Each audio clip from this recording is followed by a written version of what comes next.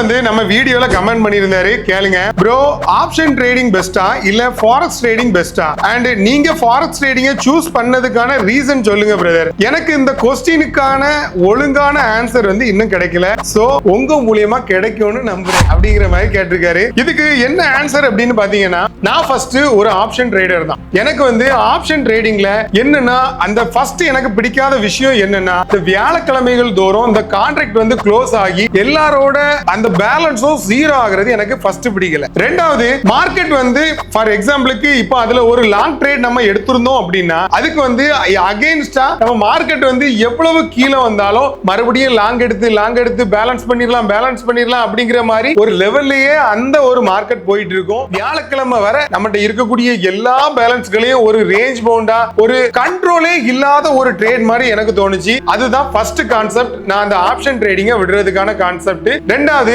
வியாழக்கிழமை தோறும் அந்த கான்ட்ராக்ட்கள் எல்லாமே க்ளோஸ் பண்ணி அது ஜீரோ ஆக்கிடுறாங்க, அதுவும் எனக்கு பிடிக்காத ஒரு விஷயம். மூணாவது, நான் ஃபாரெக்ஸை செலக்ட் பண்றதுக்கான முக்கிய காரணம் என்ன அப்படின்னு பாத்தீங்கன்னா, நம்மளோட இந்தியன் கவர்மெண்ட். ஏன்னா நம்ம ட்ரேடிங் நம்ம பண்ணி ஒரு சக்சஸ்ஃபுல்லான ஒரு ரேஞ்சுக்கு போனதுக்கு பிறகு ஃபார் எக்ஸாம்பிளுக்கு ஒரு 1 கோடி ரூபாய் நான் வந்து இந்த ட்ரேடிங்ல ப்ராஃபிட் எடுத்தாச்சு. அப்போ நம்மளோட கவர்மெண்ட்டுக்கு 25% ஃபார் எக்ஸாம்பிளுக்கு 25 லட்சம் ரூபாய் நம்ம டாக்ஸா பே பண்ணணும். இதே டைம் இந்த ஃபாரெக்ஸ் மார்க்கெட் வந்து இந்தியால இல்லீகலாவே இருந்தாலும் எனக்கு துபாயில ஒரு அக்கவுண்ட் இருக்கு, அதாவது தி பேங்க் ஆஃப் அபுதாபி அப்படிங்கிற மாதிரி ஒரு பேங்க்ல அக்கவுண்ட் வச்ச காரணத்தினால நான் வித்ரா எடுக்கிறதும் பேங்க் ஆஃப் அபுதாபில தான். அங்க வித்ரா எடுத்த பணத்தை நம்மளோட மொபைல் மூலமாவே இந்தியா அக்கவுண்ட்டுக்கு மாத்துறதும் அதே சேம் அக்கவுண்ட் தான். நீங்க 100 கோடி ரூபாய் ப்ராஃபிட் எடுத்தாலும் உங்களுக்கு வந்து ஒரு பைசா கூட துபாயில டாக்ஸே கிடையாது. அதனால நம்ம இந்தியால அது இல்லீகலா இருந்தாலும் உலகத்துல இருக்கக்கூடிய நிறைய கண்ட்ரீஸ்ல வந்து இது லீகலா தான் நம்ம மூவ் ஆயிட்டு இருக்கு.